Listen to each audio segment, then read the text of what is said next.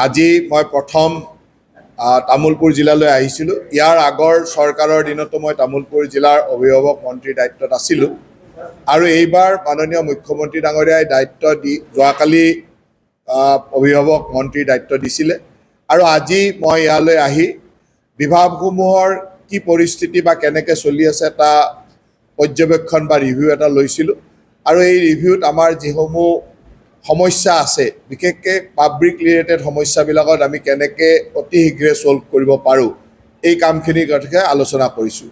দ্বিতীয়তে আপোনালোক সকলোৱে জানে যে প্ৰতি বছৰে কম বেছি পৰিমাণে হ'লেও অসমত বানপানী হয়েই আৰু সেইকাৰণে আমাৰ বানপানীৰ প্ৰিপাৰেশ্যনটো আমাৰ আটাইতকৈ গুৰুত্বপূৰ্ণ।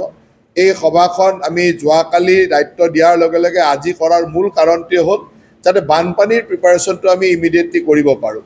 আজি তামুলপুৰ জিলা আয়ুক্ত ডাঙৰীয়ানীৰ উপস্থিতিত আমি কমপ্লিট ফ্লাড প্ৰিপাৰেশ্যন কি কৰিছে, কেনেকুৱা ধৰণৰ ব্যৱস্থা আমি কৰিছোঁ, ইমিডিয়েট কুইক ৰেছপন্সৰ কাৰণে কি ব্যৱস্থা আছে, এই গোটেইখিনি ব্যৱস্থা আমি চাইছোঁ। ৰিলিফ মেটেৰিয়েল কিমান ষ্টক আছে, ৰিলিফ মেটেৰিয়েলৰ ইতিমধ্যে টেণ্ডাৰ ইত্যাদি হৈ গ'ল নে কি হ'ল, এই গোটেইখিনি আমি পুংখানুপুংখভাৱে চাইছোঁ যাতে ইমিডিয়েটলি যিকোনো মুহূৰ্তত বানপানী আহিলে যাতে আমি তাৰ মোকাবিলা কৰিব পাৰোঁ, ৰাইজৰ কোনো অসুবিধা নহয়, এই কথাটোত অত্যন্ত দায়িত্বৰে কাম কৰিব পাৰোঁ আৰু সেইটোৱে আচল মূল লক্ষ্য আছিল। আজি সেই কথাখিনি চাইছোঁ। তাৰ লগে লগে যিহেতু নতুনকৈ জিলাখনৰ আৰু দায়িত্ব লৈছোঁ, গোটেইবিলাক বিভাগৰ মোটামুটি আজিৰ পৰিৱেশ পৰিস্থিতিটো চাইছোঁ। যিখিনি ইনকমপ্লিট কাম আছে সেই কামখিনি কেনেকৈ কমপ্লিট কৰিব পৰা যায়। আপোনালোকে সন্মুখতে দেখি আছে যে আমাৰ জিলা আয়ুক্তৰ কাৰ্যালয়টো খুব একেবাৰে শেষ পৰ্যায়ত আহি পাইছে। অহা 25 তাৰিখৰ ভিতৰত আমি ইয়াক সম্পূৰ্ণ কৰাৰ সিদ্ধান্ত লৈছোঁ যাতে 25 জুনৰ ভিতৰত ইয়াৰ কাম কমপ্লিট কৰিব পাৰোঁ আৰু তাৰ লগে লগে আমি তাৰ পিছতে মুখ্যমন্ত্ৰী ডাঙৰীয়াক যাতে আমি নিমন্ত্ৰণ কৰিব পাৰোঁ এই জিলা আয়ুক্তৰ কাৰ্যালয়টো উদ্বোধন কৰিবৰ কাৰণে। ঠিক তেনেকৈ এটা চাৰ্কিট হাউচো আমি ইয়াত এলটমেণ্ট দিয়া আছিলে।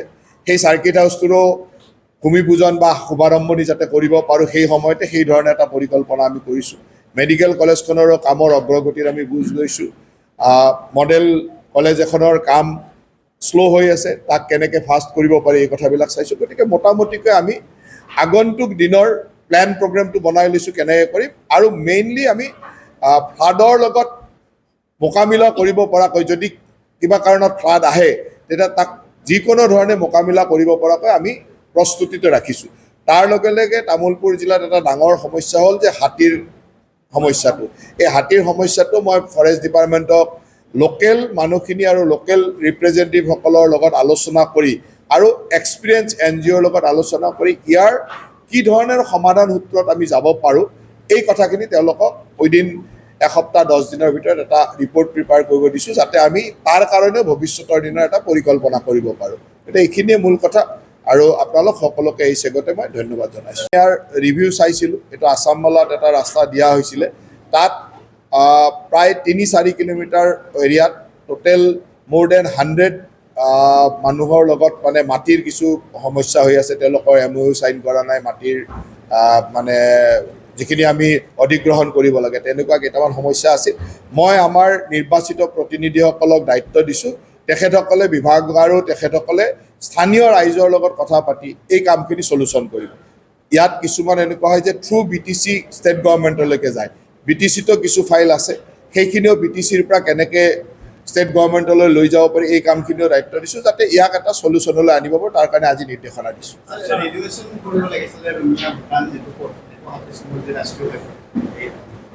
ৰাষ্ট্ৰীয় ঘাইপথৰ কথাটোতো আমাৰ মানে এখতিয়াৰৰ বাহিৰত, তথাপিতো নিশ্চয়কৈ আপুনি যেতিয়া কৈছে কথাটো চাম। তাৰ লগে লগে আজি মই জিলা আয়ুক্ত ডাঙৰীয়াক আৰু এটা কথা কৈছোঁ যে ভূটান আৰু ভাৰতবৰ্ষৰ ট্ৰেডৰ ক্ষেত্ৰত আমাৰ তামুলপুৰ জিলাত থকা বৰ্ডাৰৰ জৰিয়তে আমি কিমান উপকৃত হ'ব পাৰোঁ আৰু ইয়াত কিমান এমপ্লয়মেণ্ট জেনেৰেশ্যন হ'ব পাৰে এইটো কথাত প্ৰায়ৰিটি দি আমাৰ জিলা আয়ুক্ত ডাঙৰীয়াক মই দায়িত্ব দিছোঁ যাতে এটা ভাল প্ৰজেক্ট বা ভাল পৰিকল্পনা এটা আমাক জনায়, কি ধৰণে আমি মানে ইণ্ডো ভূটান ট্ৰেডিংটো ইয়াত তামুলপুৰত বঢ়াব পাৰোঁ, যাৰ জৰিয়তে ইয়াত এটা ডাঙৰ এমপ্লয়মেণ্ট জেনেৰেশ্যন বা ৰেভিনিউ জেনেৰেশ্যন হ'ব পাৰে।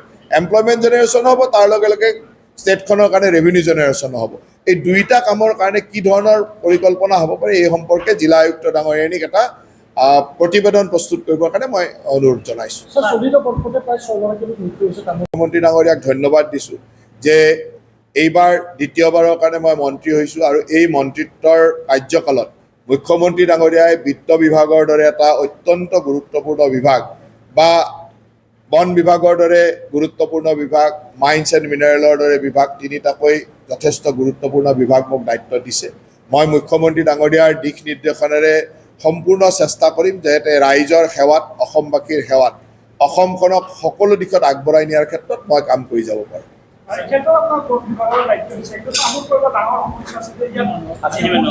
মই এই কথাটো ইতিমধ্যে ক'লোৱেই যে হাতী মানুহৰ সংঘাত, আনকি আজিৰ তাৰিখত বিভিন্ন অঞ্চলত বান্দৰৰ উপদ্ৰৱ, বান্দৰৰ সন্ত্ৰাসো এক চিন্তনীয় বিষয় হৈ গৈছে, বিশেষকৈ কৃষি ক্ষেত্ৰখনত। গতিকে এই কথাবিলাক আমি আগন্তুক দিনত ক'ত কেনেকৈ চলিউশ্যন আনিব পাৰোঁ, কাৰণ এইটো ইমান সহজ কথাও নহয়। ইয়াৰ লগত গোটেই পৰিৱেশ যন্ত্ৰটোৰ ৰিলেশ্যন হৈ আছে। গতিকে আমি তাক এতিয়া মই দায়িত্ব জাষ্ট ঘোষণাই হৈছে, দায়িত্ব লৈ অলপ পৰ্যালোচনা কৰোঁ কেনেকৈ কি কৰিব পাৰোঁ। এই কথাবিলাকো চাম আমি। আমাৰ লক্ষ্যটো হ'ব যে অসম চৰকাৰৰ ৰাজহ, বন বিভাগৰ ৰাজহ কেনেকৈ বৃদ্ধি কৰিব পাৰি সেইটো আমি চিন্তা কৰিব লাগে।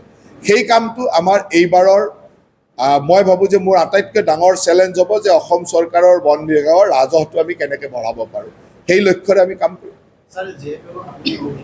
কৈছোঁৱে যে এই কামখিনি হ'ল যে কি ধৰণৰ মিজাৰ ল'ব লাগিব।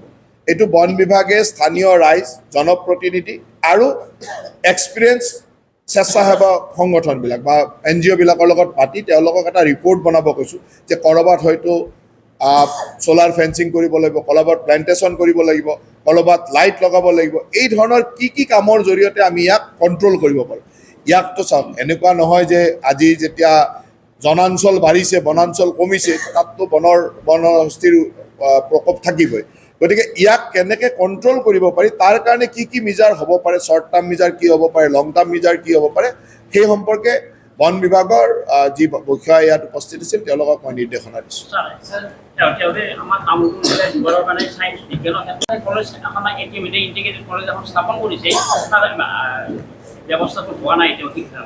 সেইটোৱে কথা যে ইমান কম সা সুবিধা থকাৰ পিছতো জিলাখনে ইমান ভাল ৰিজাল্ট কৰিছে। গতিকে আমাৰ দায়িত্বটো হ'ল যে ইয়াত আৰু সা সুবিধা বঢ়াই দিলে নিশ্চয়কৈ আৰু ভাল হ'ব। গতিকে আমাৰ এই কথাটো এখন মডেল কলেজৰ কনষ্ট্ৰাকশ্যনৰ কামো যি ধৰণে হ'ব লাগিছিল মানে স্থবিৰ হৈ আছে, সেইটোও মই ইমিডিয়েটলি আগবঢ়াই নিবৰ কাৰণে কৈছোঁ।